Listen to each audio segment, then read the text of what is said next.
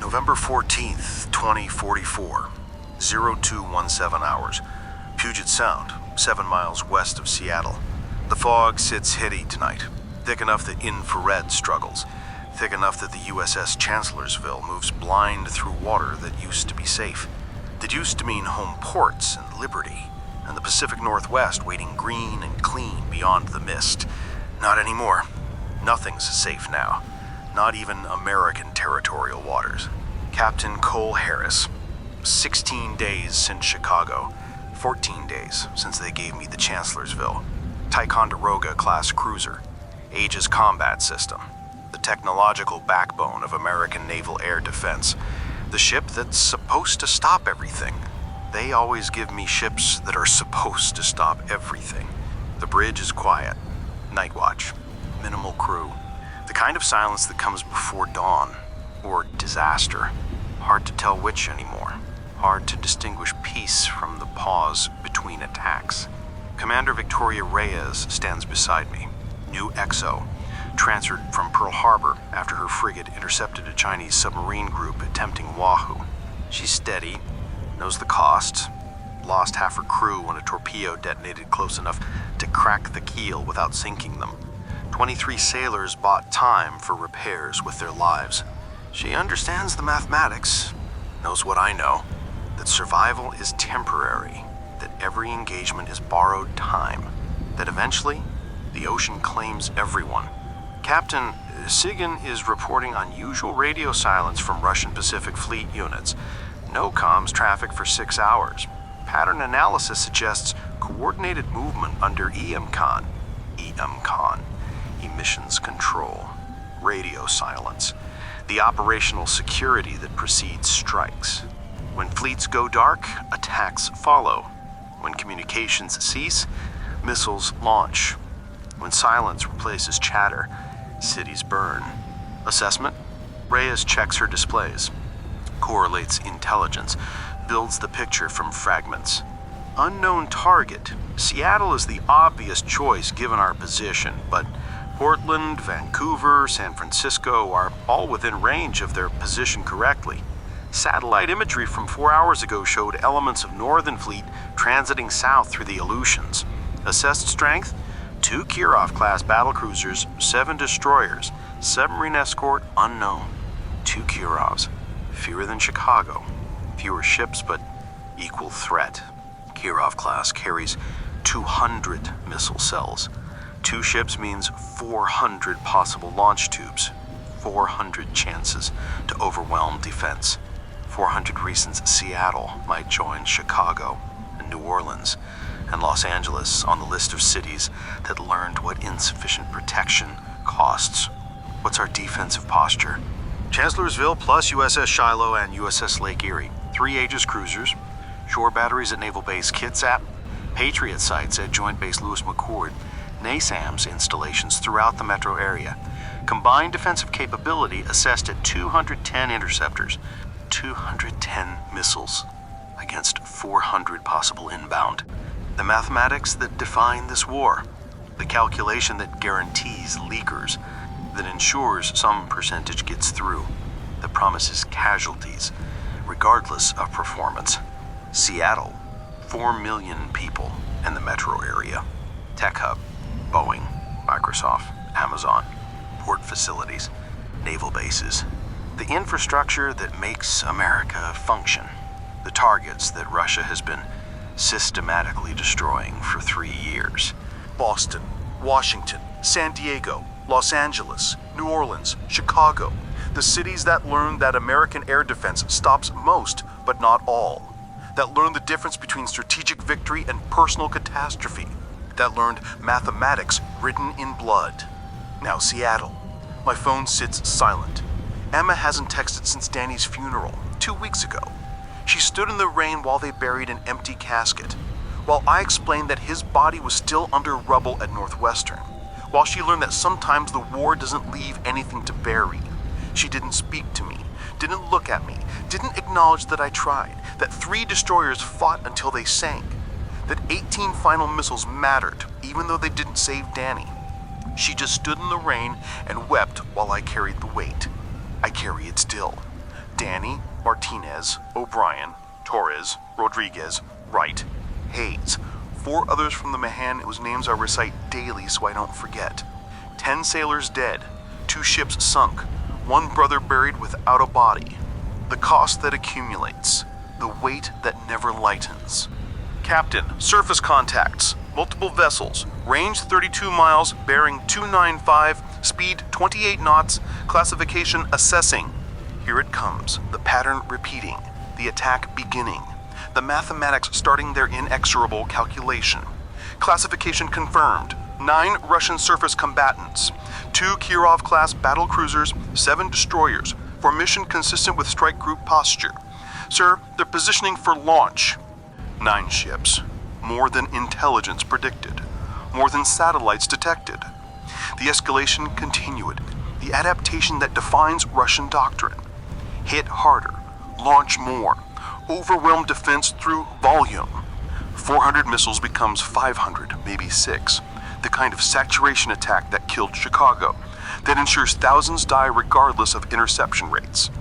Time to firing range, 38 minutes at current speeds.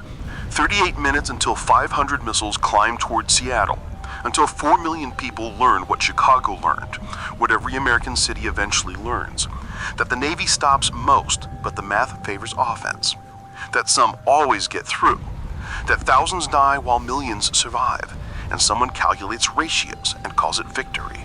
All ships' battle stations, weapons free, prepare for coordinated strike on Russian formation. We're engaging before they launch.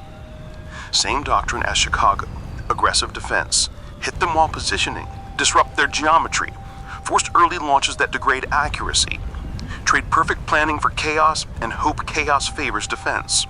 It worked partially in Chicago, sank 3 ships, reduced 400 missiles to 280, saved 12,000 lives while losing 14,000. Saved millions while losing Danny. Time to see if it works twice. Sir, subsurface contacts, multiple submarines, range 28 miles, classification, assessing. Akula class, count is 6 boats. They're deploying in screening formation. 6 submarines. Multi-axis threat, surface missiles and subsurface torpedoes. The doctrine that killed the Porter and Mason. The playbook that drowned Martinez and O'Brien and Torres. The tactics that work because they force impossible choices. Engage ships or survive submarines. Stop missiles or avoid torpedoes. Save the city or save yourself. Command means choosing, always choosing. Mathematics written in sacrifice. Deploy countermeasures. All ships prepare for submarine engagement. Weapons free on subsurface contacts. The Chancellorsville systems activate. Fire control computing, sonar tracking, radar painting targets across 30 miles of fog-shrouded ocean.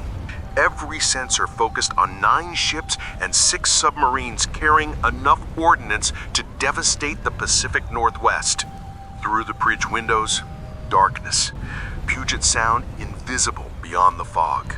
Seattle somewhere to the east. 4 million lights. 4 million people sleeping, while 3 cruisers positioned between them and annihilation.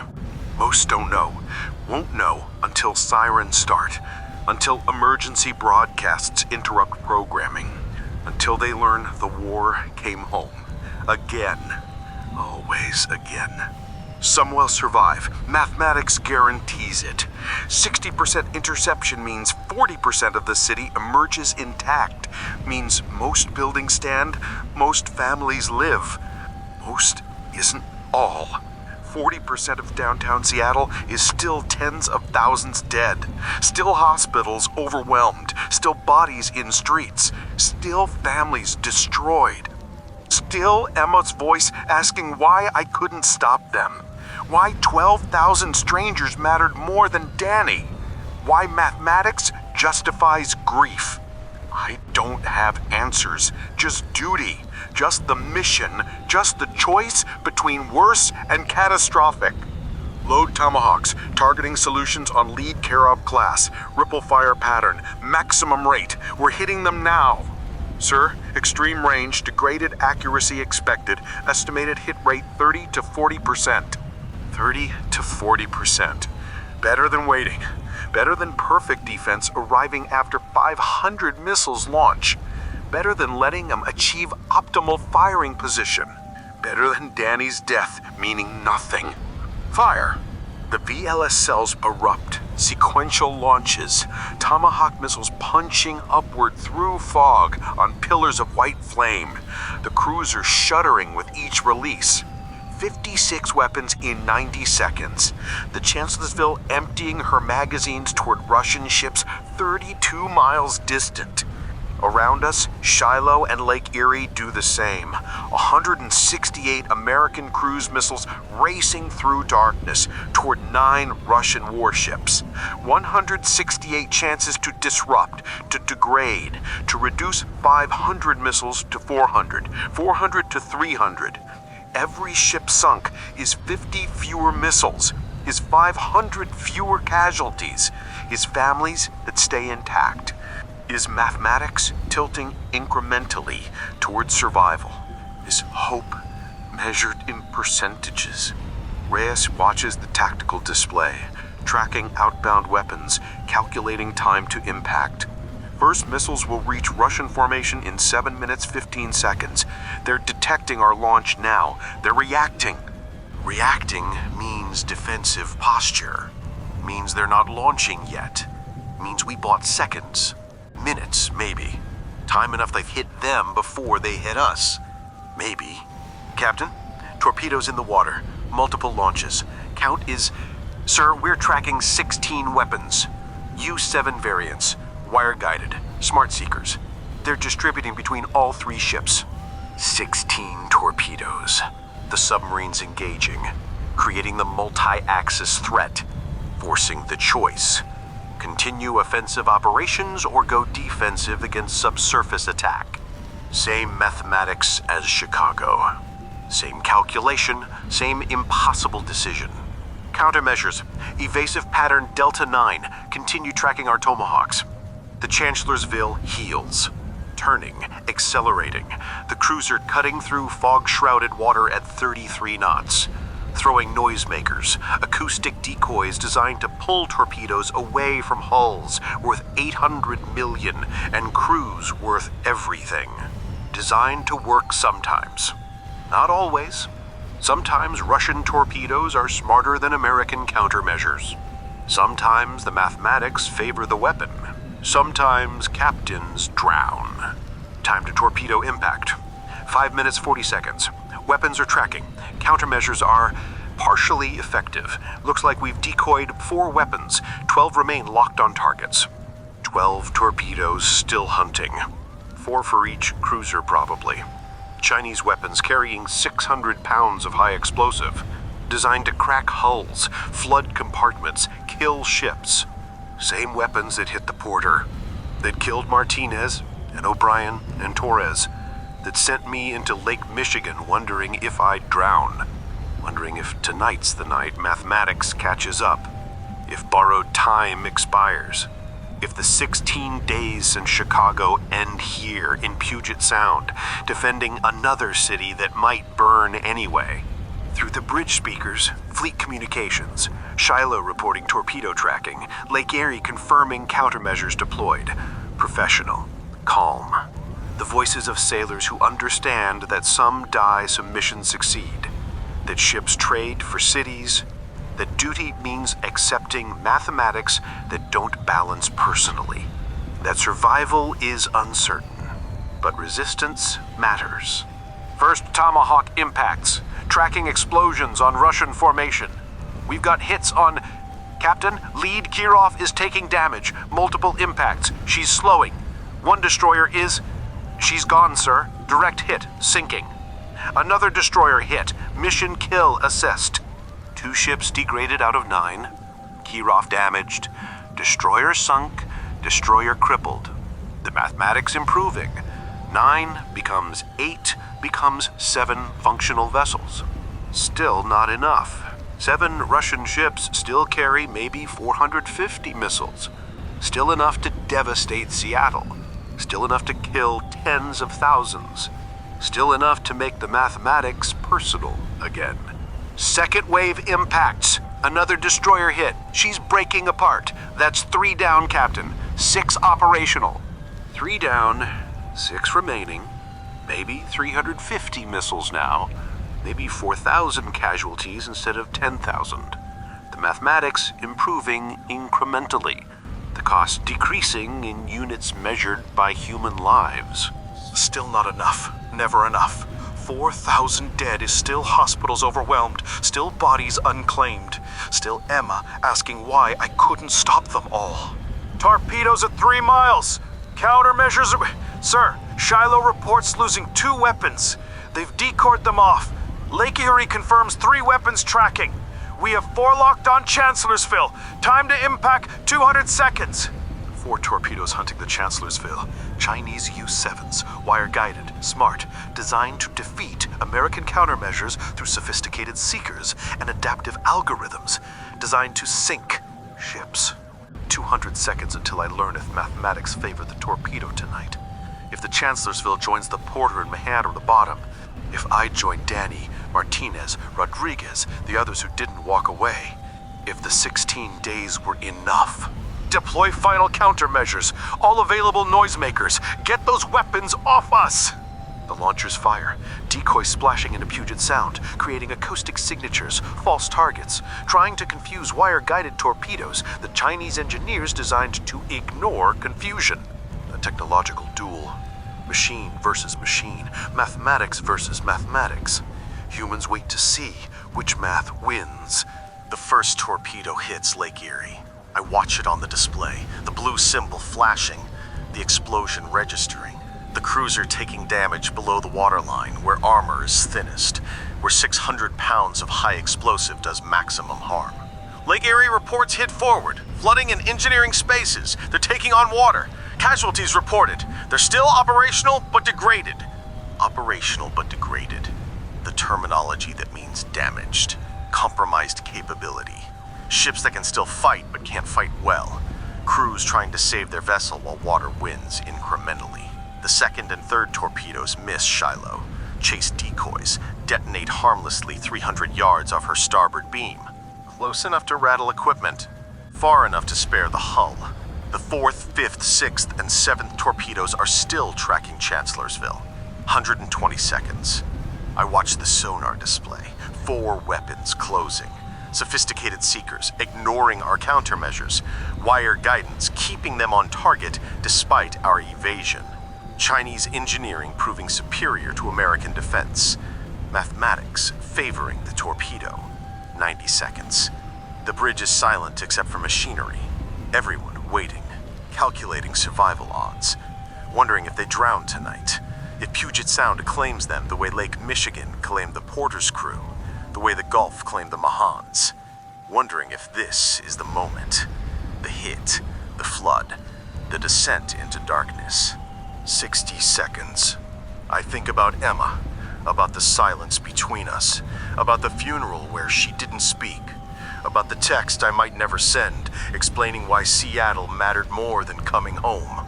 Think about Danny, about the promise I made, about the 18 missiles that didn't save him, about whether resistance matters when it costs everyone you love. Think about the Chancellorsville's crew. 320 sailors, trusting my command, following my orders, about to learn what the Porter's crew learned, what the Mahan's crew learned. That following orders sometimes means drowning. That duty sometimes costs everything. 30 seconds. The first torpedo passes underneath us. Missed. Too deep. Acoustic seeker confused by thermal layers. Sound refraction. Random chance. The mathematics that sometimes favor survival. The second torpedo doesn't miss. It hits aft, below the waterline. Starboard side where the hull slopes. 600 pounds of high explosive detonating against steel designed to withstand pressure, but not violence. Not directed energy concentrated on failure points. The explosion lifts the deck, throws me against the console. Reyes goes down. Others stagger. The ship groans, metal screaming. The sound of catastrophic damage, of compartments flooding, of the ocean claiming space that belonged to air. Alarms everywhere. Damage control alerts, fire warnings, flooding sensors. The cacophony of a ship dying. The technological scream of systems failing, of mathematics becoming personal. I pull myself upright, taste blood, check my crew. Reyes is up, bleeding from her temple, but moving. Others at their stations. Professionals maintaining discipline, despite trauma. Damage report. Aft compartments flooded. Engineering section compromised. We've got casualties. Fire in spaces 7 and 8. Damage control teams responding. Captain, we're taking on water. Pumps are holding for now, but we've lost propulsion. We're dead in the water. Dead in the water. The phrase that means vulnerable. That means we can't maneuver, can't evade, can't run if more torpedoes come. Just sit here and hope the submarines are satisfied with one hit. Hope that mathematics favor us. Can we fire weapons? Reyes checks her board. Forward VLSL still functional. Aegis system operational. Radar degraded, but tracking. We can still shoot, Captain. We can still fight. We can still fight. The answer that matters. The capability that justifies staying. That makes the choice possible. We can fight. We can engage the remaining Russian ships. We can stop missiles from launching. We can reduce 350 to 250, 250 to 150. Every ship we sink is 50 fewer missiles, is 500 fewer casualties, is Seattle surviving instead of burning. Time to Russian firing range. They're in range now, Captain. They're launching multiple missile trails. Sir, we're counting 320 cruise missiles inbound to Seattle. Impact in 16 minutes. 320 missiles. Less than the 500 they came with. Our Tomahawk strike degraded their capability, sank ships, reduced the salvo. But 320 missiles is still catastrophe. Still overwhelms shore defenses. Still kills thousands. Still ensures the mathematics become personal for Seattle families, for people who'll wake to sirens, who'll learn their city is under attack, who'll discover that the Navy stopped some, but not enough.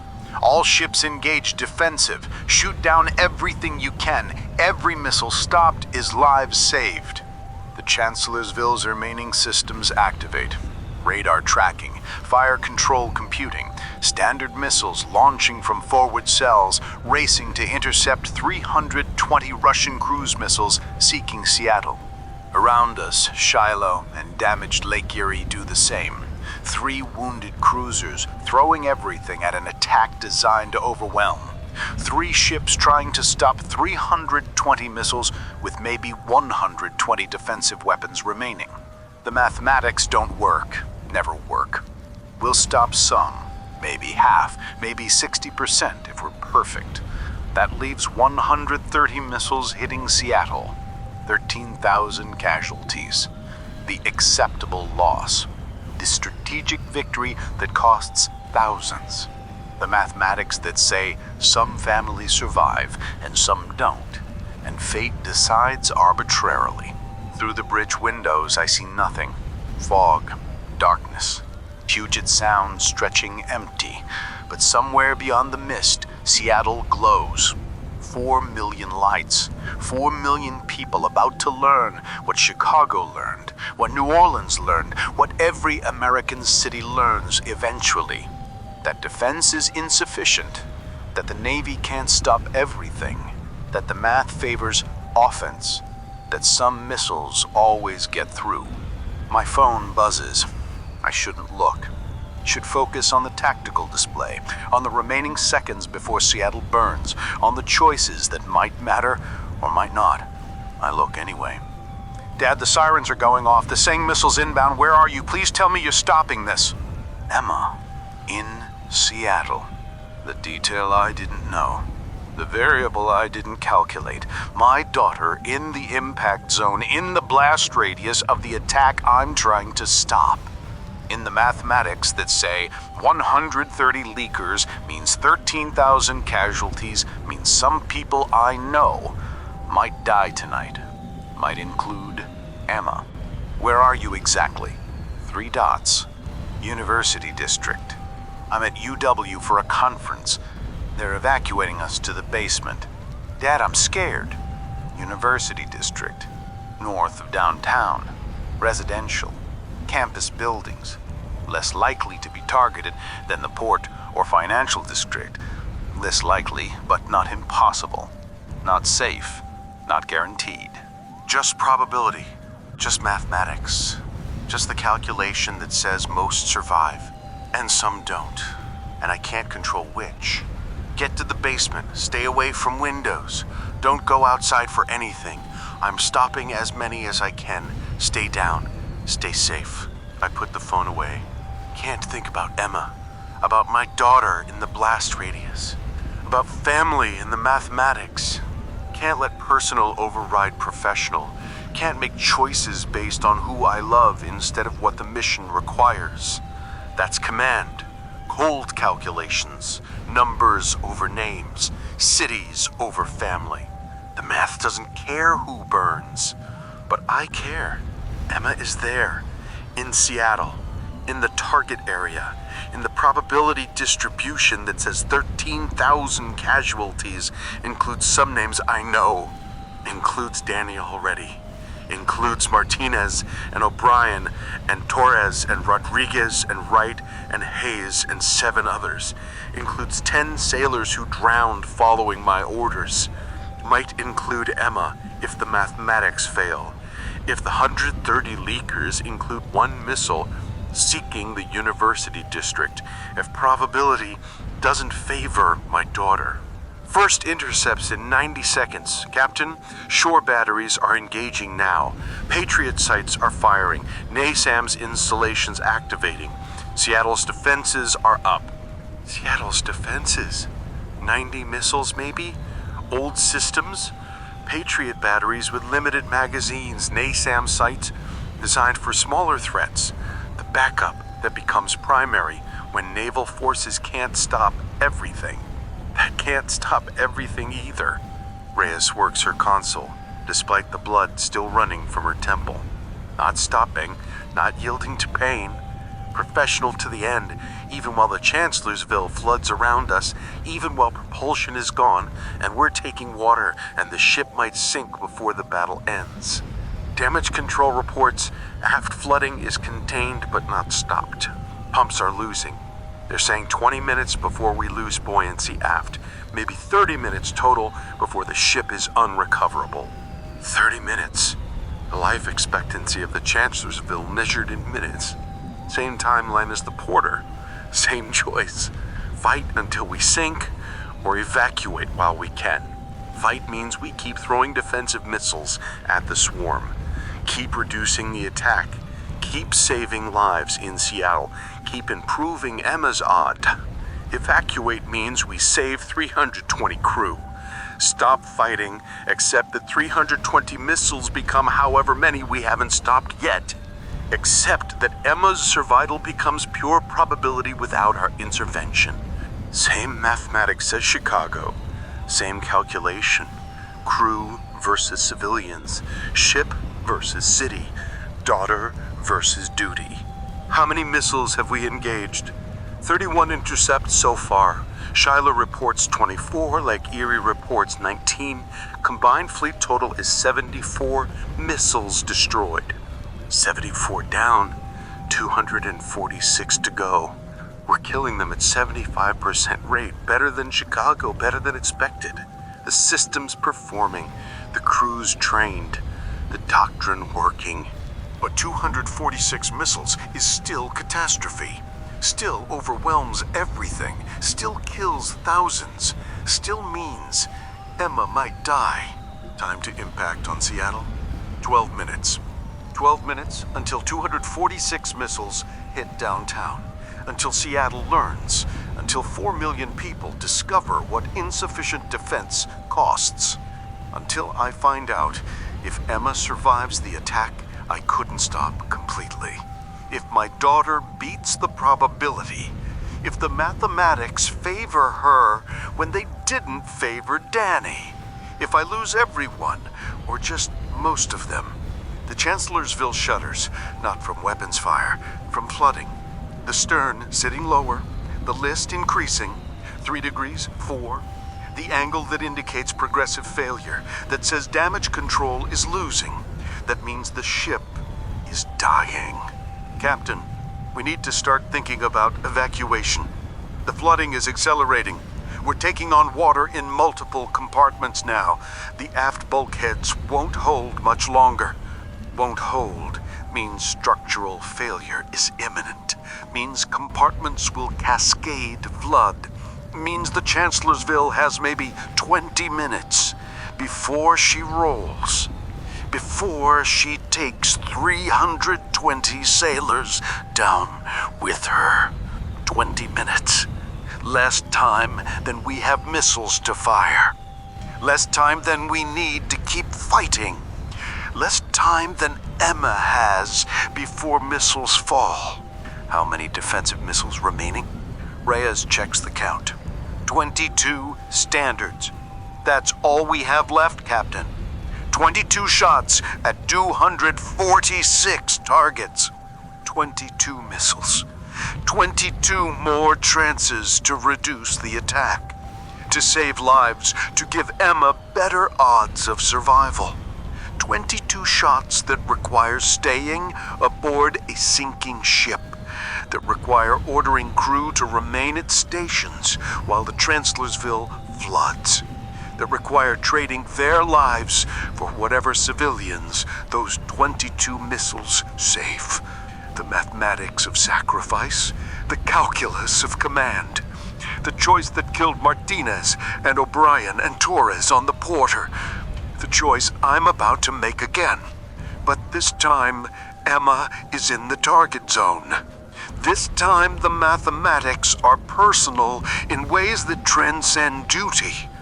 This time, the calculation includes my daughter's survival probability. This time, the choice is between crew I command and family I love. All hands, this is the captain. My voice echoes through the ship, through compartments flooding with Puget Sound, through spaces where sailors work and fight and prepare to die or evacuate. The Chancellorsville is sinking. We have maybe 20 minutes before the ship becomes unrecoverable. I'm ordering all non-essential personnel to evacuate immediately. Get to the lifeboats, get to the rafts, get off this ship. Essential personnel, weapons, fire control, damage control. We're staying. We have 22 defensive missiles left, 246 inbound. Every shot we take saves lives in Seattle. We're fighting until these missiles are gone or we are. That's the mission. That's the job. Harris ends. Silence after, then movement. Crew evacuating, running for boat stations for survival. Others staying, the ones needed to fire weapons, to keep systems running, to maintain the ship long enough that those 22 missiles matter. Maybe 30 sailors stay, maybe fewer. The volunteers, the professionals, the ones who understand that 20 minutes of fighting might save hundreds in Seattle, might save Emma. They stay because I ordered it, because duty matters, because 22 missiles matter even when mathematics say they barely change the outcome. Because somewhere in Seattle, my daughter shelters in a basement hoping her father can stop the attack, hoping the Navy can protect her, hoping mathematics favors survival. I can't tell her the truth. Can't explain that we'll stop most, but not all. That 246 missiles will become 160 or 180 after everything we do. That 6,000 people will die regardless of our efforts. That she might be among them, and I can't control which. Can only fire 22 more missiles and hope probability favors my daughter when it didn't favor my brother. Captain, Shiloh is running out of defensive missiles, maybe 15 shots left. Lake Erie reports 10 remaining. We're almost empty, sir. Almost empty. 47 defensive missiles remaining across the entire fleet, against 246 inbound. We stopped 74. Shore batteries are engaging, maybe they stop 80 more. Maybe 100 if systems perform perfectly. That leaves 150 missiles hitting Seattle. 15,000 casualties. Emma in the probability distribution. My daughter in the mathematics that determine who lives and who doesn't. Fire control, what's our shot quality? The weapons officer, Lieutenant Commander Marcus Webb, 38, been aboard 11 months, checks his degraded systems. Fire control is functional but compromised. Radar is intermittent, we're dead in the water, so we can't maneuver for optimal firing solutions. We might achieve 60% hit rate if we're lucky, maybe less. 60% of 22 missiles, 13 intercepts maybe, 1,300 lives saved. Emma's odds improving by fractions, by percentages so small they barely register. But percentages matter when thousands die, when fractions of survival are all anyone gets, when modern warfare is mathematics measured in acceptable losses. When your daughter is in the target zone and every missile stopped matters more than tactics or doctrine or strategic victory. Engage remaining missiles, fire everything, don't stop until we're empty or sinking. The forward VLS cells erupt, standards launching, climbing, banking toward the swarm, 22 defensive missiles seeking 246 targets. 22 chances to reduce catastrophe to disaster, to make the math slightly less terrible. The Chancellorsville lists harder. 5 degrees now. Water flooding aft compartments. The ocean claiming space. Winning the battle that ships always lose eventually. Through the bridge windows I see Shiloh in the distance, still fighting, still firing. Standards climbing from her deck toward missiles seeking Seattle. Professional, dedicated, fighting until empty or sunk. Beyond Shiloh, nothing. Darkness. Seattle invisible, somewhere to the east. 4 million people. Emma among them. My daughter in a basement, hoping her father can save her, hoping mathematics favor survival. My phone buzzes again. I shouldn't look. Should focus on the display, on the remaining missiles, on the seconds before we're out of weapons and the Chancellorsville goes under. I look anyway. Dad, they're saying some missiles are getting through. They're saying impacts are coming. Please tell me you stopped them. Please tell me I'm safe. I can't tell her that. Can't promise safety when 246 missiles are inbound and we've only stopped 74, and shore batteries might stop 80 more, and that leaves 92 missiles hitting Seattle. 92 missiles carrying 1,000 pounds each. 92,000 pounds of high explosive seeking buildings, infrastructure, campus facilities, residential areas. Seeking the university district maybe. Seeking Emma. Can't tell her she's safe when mathematics say she might not be, when probability distributions include her location, when 6,000 casualties might include my daughter. Stay down, stay in the basement, don't go outside no matter what. I'm stopping as many as I can. I love you. The words feel hollow, insufficient. The reassurance that captains give when they can't control outcomes. When duty requires fighting while family faces danger. When the mission demands sacrificing personal for professional. When mathematics determine whether daughters survive and fathers can only watch. 3 dots appear, disappear. She's processing, understanding maybe, that her father is aboard a sinking ship, that the Navy can't stop everything, that some missiles will get through regardless of effort, that survival is probability and hope and mathematics that don't account for love. The dots reappear. I know you're trying. Come home, Dad. Please come home. Come home. The request I can't fulfill. Not while Russian missiles seek Seattle. Not while Emma needs defending. Not while 30 sailors stay at stations aboard a sinking ship because 22 missiles matter. Not while duty requires staying until the Chancellorsville sinks, or the weapons are empty, or mathematics declare us finished. I promise. Stay alive, Emma. That's all that matters. I put the phone away. Focus on the display. 22 missiles climbing, 246 inbound. The geometry of modern warfare playing out while my daughter shelters somewhere in the target zone. First defensive impacts, tracking 14 intercepts. Captain, our missiles are performing well. Hit rate is 65%. We're killing them. 14 intercepts from 22 shots. Better than expected. Better than Chicago. The system's working despite damage, despite flooding, despite operating from a ship that's going under. 232 missiles remaining. Shore batteries report 93 additional intercepts. Total kills assessed at 181. 139 missiles remaining inbound to Seattle. 139 leakers. The math that couldn't be stopped. The percentage that gets through every defense. The reality that perfect interception is impossible when offense overwhelms capability. 139 missiles will hit Seattle in 8 minutes. 13,900 casualties. Emma, somewhere in the probability distribution. My daughter, in the mathematics that determine life or death. In the calculation that took Danny, that took 10 sailors, that takes everyone eventually. Captain, we need to evacuate now. Aft compartments are fully flooded. The stern is going under. We have maybe 5 minutes before she rolls. 5 minutes. Final countdown. Last moments before Puget Sound claims another cruiser. Before 30 sailors evacuate or drown. Before I find out if Emma survives while I float in a life raft, counting missiles that got through. All remaining crew, abandon ship. That's an order. Get off now. Webb looks at me. Reyes, the others still on the bridge. Still functioning despite knowing the ship is finished. Despite the list passing 6 degrees. Despite water rising in compartments below our feet. Sir, what about you? What about me?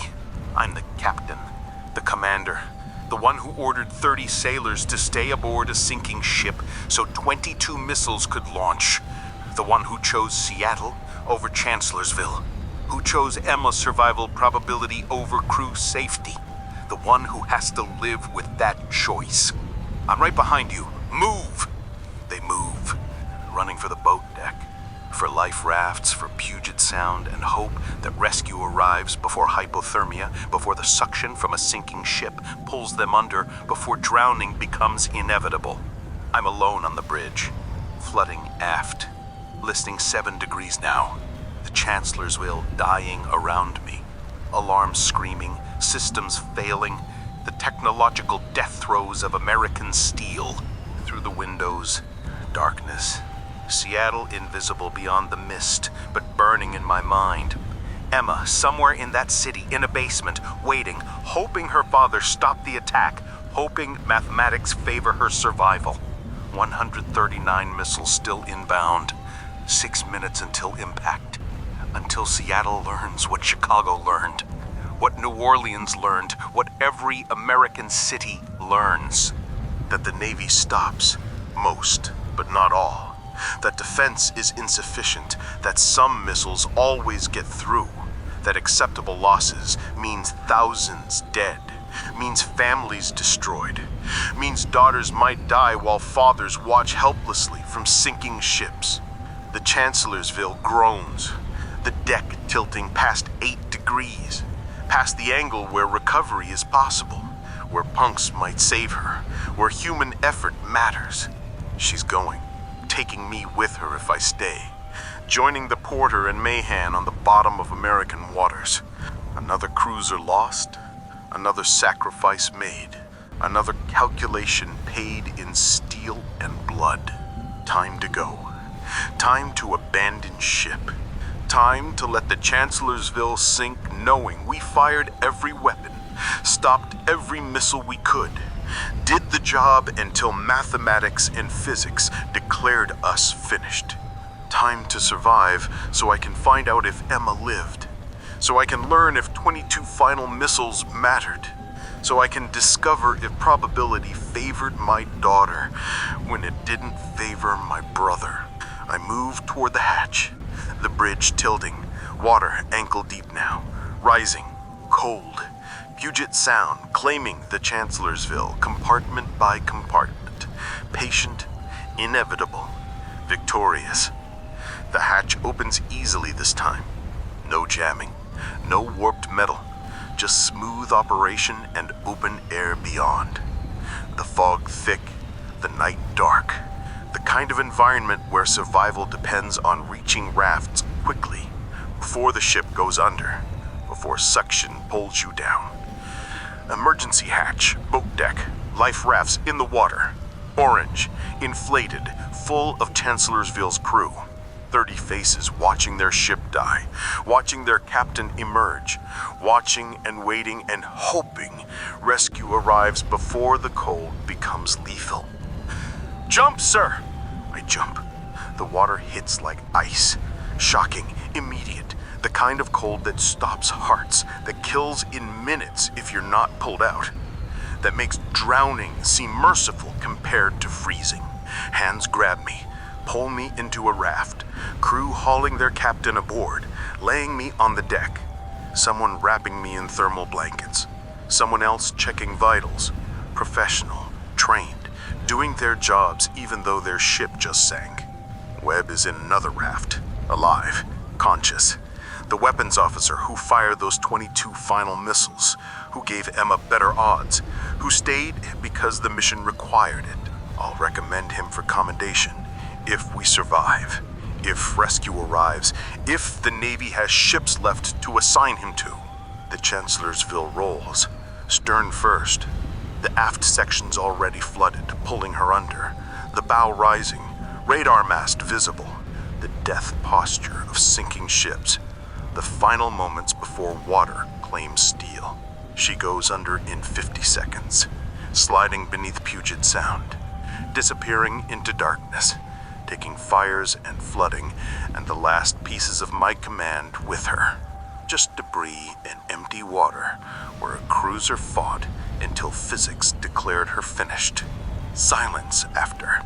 The crew watching, processing, understanding that we just lost another ship, that we're in life rafts in Puget Sound during fog, that Seattle burns beyond the mist, and rescue is uncertain and the battle's over, but the war continues. Head count, my voice rough, throat raw from Puget Sound water. Who didn't make it? Petty Officer Jameson, still functioning, still professional, counts faces across the rafts. Checks. Counts again. Sir, we've got 28. 28 crew in rafts. That's you, Lieutenant Commander Webb, 26 others. 28 out of 30 who stayed. 2 missing. 2 sailors who didn't make it off. Who drowned in compartments or got caught by suction or never reached the deck. 2 names added to the cost. 2 families I'll visit. 2 graves joining the others. Fire Controlman First Class David Chen, 33, San Francisco. Engineman Second Class Lisa Martinez, 29, Austin. 2 names.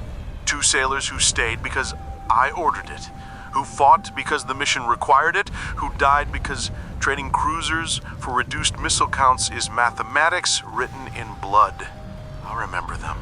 Add them to the list. Martinez and O'Brien and Torres from the Porter, Rodriguez and Wright and Hayes and 4 others from the Mahan. 12 sailors now who drowned following my orders. 12 names I recite daily. 12 families who'll ask why their loved ones died for cities they never visited. The math will say yes. I'll say yes. The Navy will say yes. Their families will say something else. Sir, Shiloh's crew is in rafts. Lake Erie is still afloat but heavily damaged. She's making for Naval Base Kitsap. Coast Guard is responding. Rescue helicopters inbound. ETA 25 minutes. 25 minutes until rescue. 25 minutes floating in Puget Sound, counting the cost. 25 minutes before I reach shore and find out if Emma survived.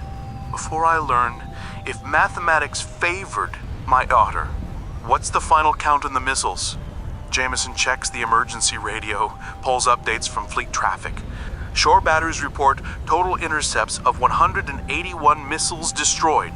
That's combined fleet and ground defenses. 139 missiles impacted Seattle.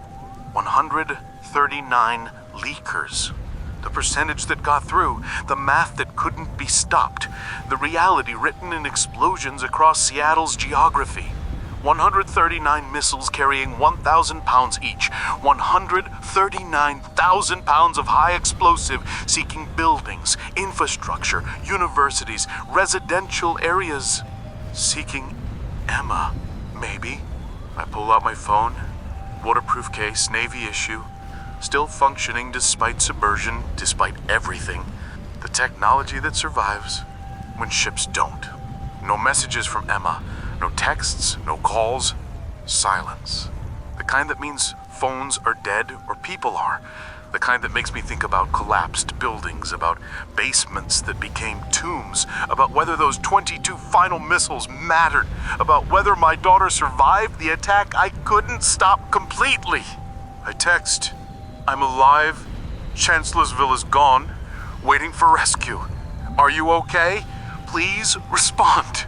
3 dots appear, disappear, appear again. She's there. She's alive. She's typing. The signs that mathematics favored her, that probability worked out, that Emma survived when Danny didn't. Dad, I'm okay. Building shook. Explosions everywhere, but the basement held. We're okay. Are you coming? I read it 3 times. 4, making sure the words are real. That Emma survived, that my daughter lived through 139 impacts, that the university district wasn't hit, or was hit but not her building, or was hit but the basement protected her, that mathematics favored my daughter this time, that I didn't lose everyone. I'm coming. Coast Guard is picking us up. Stay in the basement until they give all clear. Stay safe. I love you. The relief is physical, overwhelming. Emma survived. My daughter lived. The attack that killed 13,900 people spared her. The mathematics that took Danny gave me Emma. The calculation that never balances, that saves some and takes others and leaves survivors wondering why they were favored, why probability worked out, why they breathed when others didn't. But she's alive. Emma is alive. That matters more than strategy or doctrine or acceptable losses. More than 12 dead sailors or 3 sunken ships or 16 days of borrowed time. My daughter survived, and I can go home. Captain, radio traffic. Fleet Command is calling this a strategic victory. We sank 6 Russian surface combatants, stopped 56% of the attack, saved potentially 9,000 lives. Admiral Chen sends congratulations. Strategic victory. Partial success. The mathematics that say 13,900 dead is acceptable when 23,000 would have died otherwise. The calculation that trading 2 cruisers for 6 Russian ships improves the exchange rate. The doctrine that says some missiles getting through is inevitable and expected and within acceptable parameters. The math that doesn't attend funerals. But Emma survived. That changes the mathematics, makes them personal in different ways, makes strategic victory feel less hollow when family is spared, when probability favors the people you love, when sacrifice saves your daughter, even if it couldn't save your brother. What about casualties on Shiloh and Lake Erie? Shiloh reports 3 dead, 19 wounded, most crew evacuated safely. Lake Erie reports 8 dead from the torpedo hit, 23 wounded. They're limping back to port, but they'll make it. 3 dead from Shiloh, 8 from Lake Erie, 2 from Chancellorsville, 13 total American casualties to save 9,000 civilians. Acceptable ratio. Successful mission. Strategic victory. But 13 names. 13 sailors who drowned or burned or died from injuries while defending Seattle. 13 families who received notifications. 13 funerals where I'll explain why their loved ones stayed at stations. Why the mission required sacrifice. Why mathematics justified their deaths. Chen from Chancellorsville, Martinez from Chancellorsville, Johnson from Shiloh, Patterson from Shiloh, Williams from Shiloh, 8 from Lake Erie, whose names I'll learn, whose faces I'll memorize, whose families I'll visit. 13 names joining the others. 25 sailors total now across 3 engagements. The cost accumulating. The weight increasing. The burden of command measured in lives spent and families destroyed and grief that never lightens. But Emma survived. That matters. Has to matter. Otherwise, what's the point of any of this? Otherwise, why fight if everyone you love dies anyway? Otherwise, why resist when mathematics take everything? Emma survived. Danny didn't. 25 sailors didn't. 13,900 Seattle civilians didn't. But Emma did. My daughter lived. That has to mean something. Has to justify something. Has to make the weight bearable. Has to. The rain starts. Cold. The fog thinning slightly. Enough to see shapes. Shiloh in the distance. Life rafts scattered. Debris field where the Chancellorsville went down. The evidence of battle. The cost of defense. The price of strategic victory. Through the thinning fog, Seattle's skyline becomes visible. Fires everywhere. Smoke rising. Buildings damaged. The Space Needle standing, but the downtown devastated. 139 impacts concentrated across the metro area. The attack, I couldn't stop completely. The leakers that mathematics guaranteed. But less damage than Chicago. Fewer casualties than New Orleans. Better outcome than Los Angeles. The progression showing improvement. Showing adaptation. Showing that doctrine works even when it costs ships and sailors. Showing that resistance matters even when it's insufficient. Somewhere in that destruction, Emma is alive. In a basement at the University of Washington. Safe. Surviving. Waiting for her father to come home. Hoping I make it. Hoping the war hasn't taken me too. I'll go to her. Once rescue arrives. Once they pull us from the water. Once hypothermia is treated and injuries are assessed. And the Coast Guard delivers us to shore. I'll go to Emma and hold her and tell her I'm sorry. Sorry 13,900 people died. Sorry Danny is gone and Martinez and Chan are gone and 23 others are gone. And the war keeps taking and never giving back. But I'll tell her I tried. That 3 cruisers fought until physics declared us finished. That we stopped 56%. That mathematics favored her when they didn't favor everyone. And that she survived, and that matters more than anything. Sir, Coast Guard helicopters visible. They're approaching. Rescue is here. Orange and white Jayhawks, 3 of them.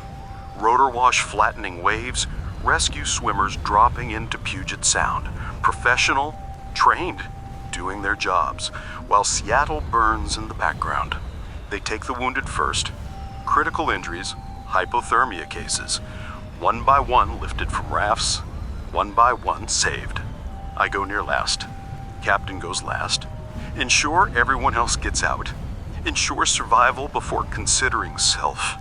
The duty that matters, even when duty costs everything. The rescue swimmer clips me in harness, gives thumbs up. I'm winched up, rising above the debris field where the Chancellorsville died. Above Puget Sound that claimed 2 of my crew. Above the rafts full of survivors wondering if their sacrifice mattered. Rising toward the helicopter while Seattle burns. While 13,900 casualties accumulate. While Emma waits, safe in a basement. While the war continues demanding more. Always more. Inside the helicopter, it's warm, loud. Medic checking vitals, wrapping me in thermal blankets. Radio chatter about Seattle, about casualties, about hospitals overwhelmed, about downtown devastated, about University District largely spared, about my daughter being among the lucky ones, about mathematics that favored survival this time. Through the window, I see the city, damaged, fires everywhere, buildings collapsed, but less destroyed than Chicago, less devastated than New Orleans. The progression showing that defense improves, that doctrine works, that sacrifice achieves results even when results are insufficient, that strategic victory costs thousands but saves thousands more. Somewhere in that city, Emma waits, my daughter, alive, safe, the variable that makes this bearable, that makes 13 dead sailors and 2 sunken cruisers and 16 days of borrowed time feel justified, that makes coming home possible. The helicopter banks toward shore, toward Naval Base Kitsap, toward medical facilities, toward Admiral Chen, who'll brief me on strategic victory, toward the next mission, toward whatever comes after Seattle, toward Emma, alive, waiting. The daughter I couldn't save from danger but who survived anyway, who beat probability, who lived when mathematics said 13,900 wouldn't, toward carrying the weight, again, always again, but this time with Emma alive to make it bearable, with my daughter surviving to justify the cost, with family intact to prove resistance matters even when it takes everything else. Toward the war that never ends but sometimes spares the people you love. Sometimes. The helicopter descends, landing pad visible, medical personnel waiting, the organized chaos of processing casualties, of treating survivors, of preparing reports that will call this strategic victory, while families bury 13 sailors and 9,000 civilians, while I visit 13 families and explain why their loved ones stayed at stations, why the mission required sacrifice, why mathematics justified their deaths, while I hold Emma and thank whatever force determines probability that she survived when so many didn't. The helicopter touches down. The door opens. Medical personnel rush forward. I'm helped out. Blankets, warmths, questions about injuries. Professional efficiency processing another survivor of another battle in the war that consumes everything. But Emma is alive. That thought sustains me, carries me through medical evaluation, through debriefing, through the hours before I can reach her, before I can confirm what the text promised, before I can hold my daughter and feel the weight lighten fractionally, before I can breathe. Admiral Chen is waiting inside the medical facility. Same expression as before. The one that understands cost, that carries weight, that knows victory and loss are inseparable in modern warfare. Seattle survived. 9,000 saved. Best interception rate of the war, 56%. The president is calling this proof that our defensive doctrine works, that sacrifice achieves results. Sacrifice achieves results. The phrase that means 13 sailors died so 9,000 civilians lived. That means 2 cruisers sank so Seattle stands. That means mathematics balance strategically even if they don't balance personally. We lost Chancellorsville. 13 crew dead across the fleet. 13,900 civilians dead anyway. Chen is quiet, looks toward Seattle, toward the smoke. 13,900 died, but 9,000 lived because you stayed and fought, because you fired every weapon, because you chose the mission over the ship. That matters, Cole. Does fighting to the end justify Chen and Martinez and 11 others drowning? Does mathematics balance grief when families bury sailors who stayed aboard sinking ships? I don't know. I just know we fought. We stopped 181 missiles. We reduced 13,900 casualties from 23,000. We did the job until the ship sank and physics declared us finished. We did everything right, and 13,900 people died anyway. But Emma survived. My daughter lived. That has to matter. Has to count for something. Has to make the weight bearable. My daughter was in Seattle, University District. She survived. Chen's expression changes. Understanding. Recognition that strategic victory means different things when family is spared. When mathematics favor the people you command versus the people you love. After Danny, I'm glad Em is safe. After Danny, the reminder that mathematics took my brother 16 days ago. That Chicago cost family. That strategic victory there didn't save the one person I needed most to survive. But Seattle did. Seattle spared Emma. The attack I fought left my daughter alive. The mathematics that killed 13,900 favored her. That has to mean resistance matters. That sacrifice achieves something, that fighting until ships sink saves someone, even if it can't save everyone. What can I say her? Now, I've arranged transport. Go to your daughter, Cole. Be grateful. Then come back. Because we need you. Because more attacks are coming. Because captains who understand the math are irreplaceable. More attacks, more defenses, more mathematics. But Emma's alive. That makes continuing possible. Makes carrying the weight bearable. Makes the next mission survivable. Makes coming home matter. Thank you, Admiral. Go. That's in order.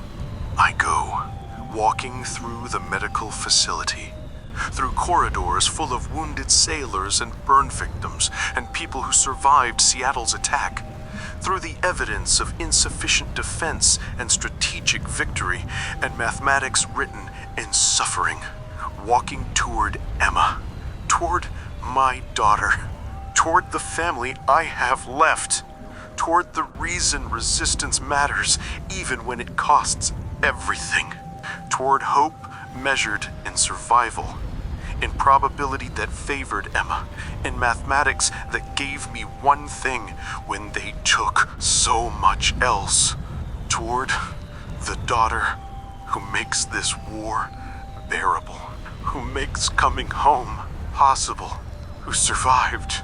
November 14th, 2044, 1342 hours. University of Washington campus. The campus is chaos. Emergency vehicles everywhere. Ambulances, fire trucks, National Guard establishing perimeter, students and faculty evacuating from basements, emerging into daylight that shows them what 139 impacts did to their city. Shows them smoke, fires, buildings collapsed downtown. The skyline changed. Seattle learning what Chicago learned, what New Orleans learned, what every American city eventually learns. That the war comes home, that defense is insufficient, that mathematics guarantee casualties. But the university district was spared, mostly. Few direct hits here. The missiles saw downtown, the port, Boeing Field, infrastructure targets. Military doctrine prioritizing strategic value over residential density. Doctrine that saved Emma. Mathematics that favored my daughter. I find her outside Kane Hall, sitting on steps, wrapped in emergency blanket, staring at the smoke rising downtown. The look of someone who just learned what modern warfare means, what it costs, what it takes from cities in minutes. She turns, sees me. The recognition immediate. Then she's running toward me, 24 years old but moving like a child, like someone who needs her father, who needs family when the world proves unstable. I catch her, hold her, feel her shaking, crying, the physical evidence of trauma, of fear, of relief that we both survived when mathematics said some wouldn't. Dad, you're here. You're alive. I thought, when the sirens went off, I know. I'm here. I'm okay. You're okay. That's all that matters. She pulls back, looks at me, sees the exhaustion, the blood on my uniform, the evidence of battle, of ships sinking, of sailors drowning, of the cost that defending Seattle demanded. Your ship, Chancellorsville, went down. We fought until she sank, lost 2 crew, but we stopped 181 missiles, saved 9,000 people. But not everyone, not 13,000. She understands, knows the mathematics, that strategic victory means most survive and some don't. That acceptable losses means thousands dead. That her father trades ships for cities and sleeps afterward. That resistance costs more than it saves sometimes. No, not everyone. We did our best, and it wasn't enough for 13,000 families. But it was enough for 9,000 others. It was enough for you. Emma is quiet, processing, Understanding maybe that her survival isn't random, that 3 cruisers fought until physics declared them finished, that her father stayed aboard a sinking ship so 22 missiles could launch, that mathematics favored her because sailors drowned, that her life cost others theirs.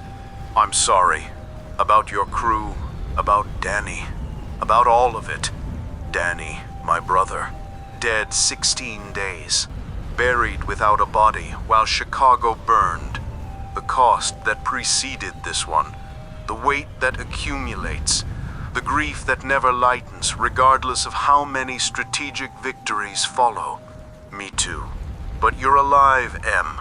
You survived. That matters more than anything. She looks toward downtown, toward the smoke, toward the evidence of 139 impacts. 13,000 people didn't. 13,000 families are about to learn what I learned 2 weeks ago. That the war takes people. That defense isn't enough. That sometimes fathers can't save everyone. She's right. 13,000 families will get notifications. Will learn their loved ones died in Seattle's attack. Will ask why the Navy couldn't stop all the missiles. Will demand explanations that mathematics can't provide. Will grieve like Emma grieved, like I still grieve, like everyone who loses someone in this war. I know, and I'll carry it. Same way I carry Danny. Same way I carry every sailor who drowned following my orders. I'll carry it because that's command. Because resistance requires sacrifice. Because someone has to stand between missiles and cities, even when standing costs everything. Emma wipes her eyes, looks at me, the daughter who understands cost now, who knows what warfare means, who's learned the lessons that Chicago and Seattle teach. How do you do it? How do you keep going when it costs so much? How do I keep going? I don't know sometimes. Don't know how to explain that duty matters when duty takes everything. That mission continues when mission costs everyone you love.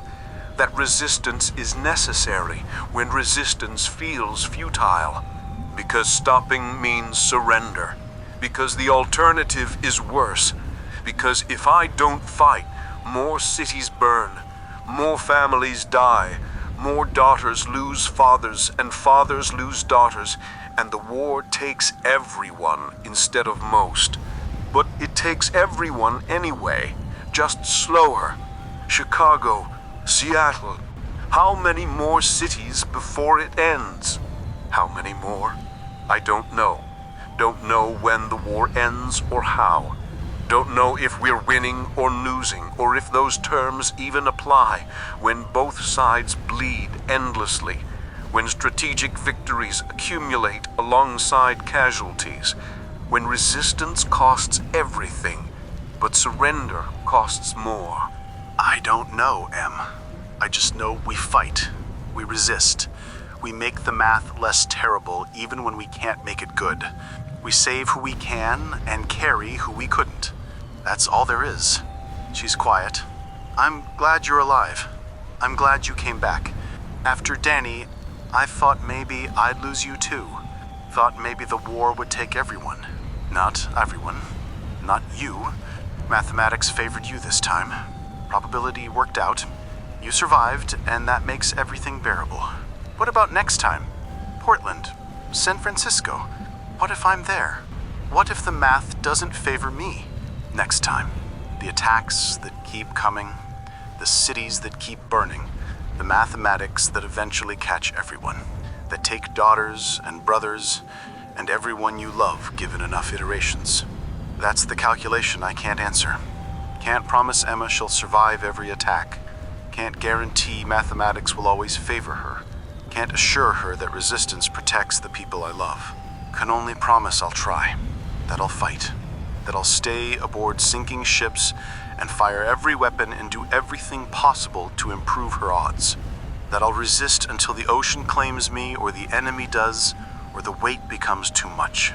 Then I'll be there, on whatever ship they give me, fighting to stop them, doing everything I can to save you.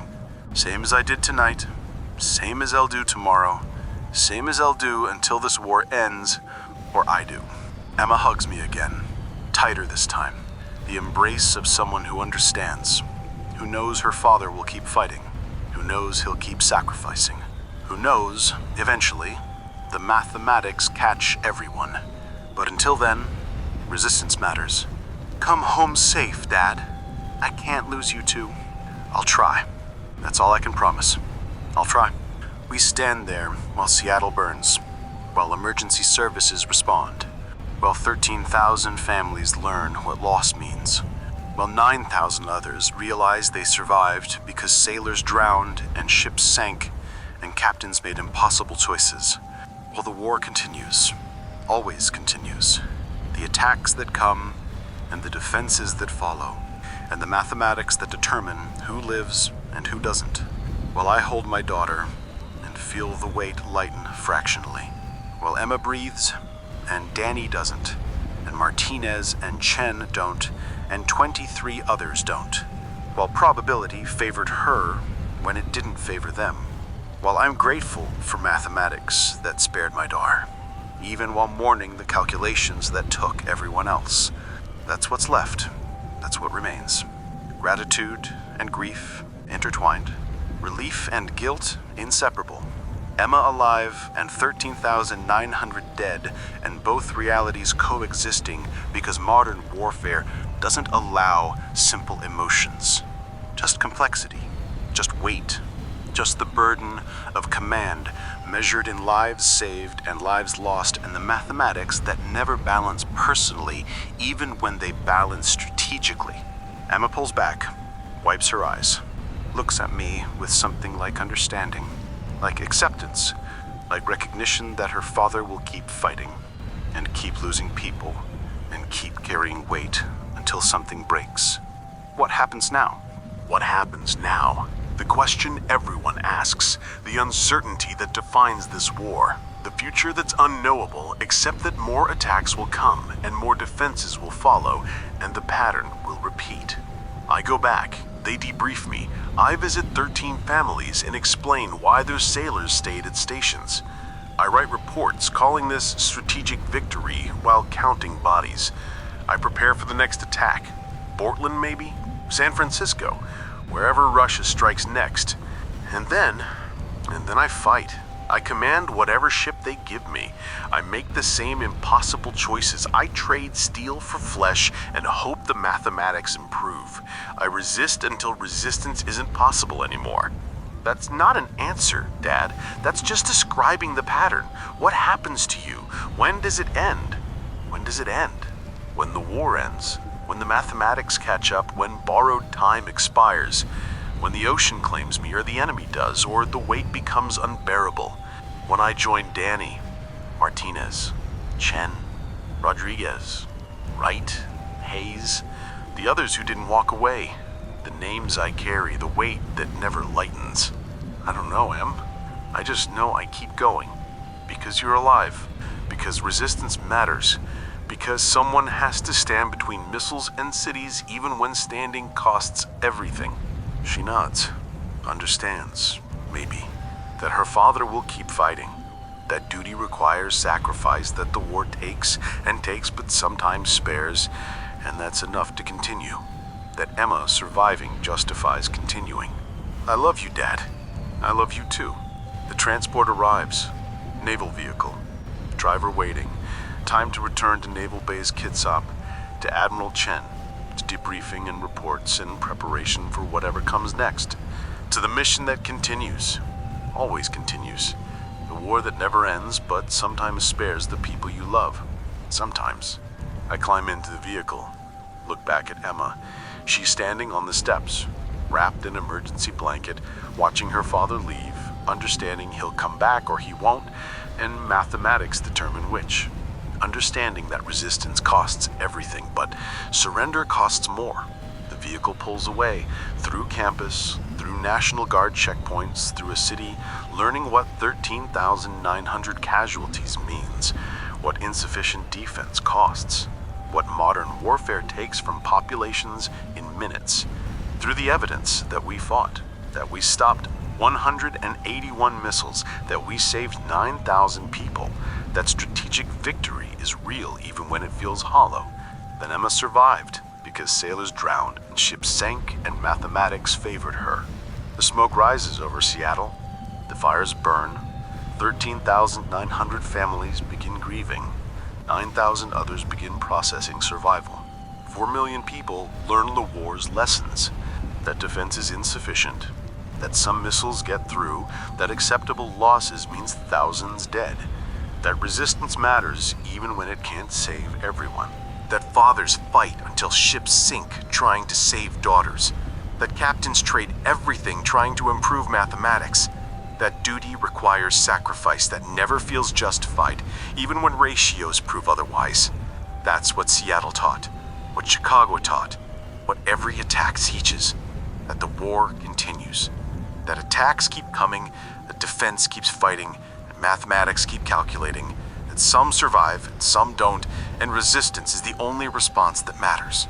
That Emma is alive, and that makes carrying the weight possible. That I'll fight again, command again, sacrifice again, make impossible choices again, trade ships for cities again, carry more names again. That I'll do it because Emma survived, because resistance matters, because the alternative is worse, because someone has to stand between missiles and cities even when standing costs everything, because that's what's left when strategic victories accumulate and casualties mount and grief becomes permanent and duty demands continuing, because Emma is alive and that makes everything bearable. That's enough. Has to be enough. The vehicle reaches the base. Medical facilities, debriefing rooms, Admiral Chen waiting, the next mission forming, the war continuing. I step out, walk inside, carry the weight, always carry it. Martinez, Chen, Rodriguez, Wright, Hayes, O'Brien, Torres, 23 others, Danny, 13,900 from Seattle, the names and numbers that define command. Walk toward whatever comes next. Portland, maybe. San Francisco. More attacks, more defenses, more mathematics, more grief, more resistance. Because Emma survived. Because that matters. Because that's enough to keep fighting. Because the war takes everything, but sometimes spares the people you love. Sometimes. And sometimes is enough.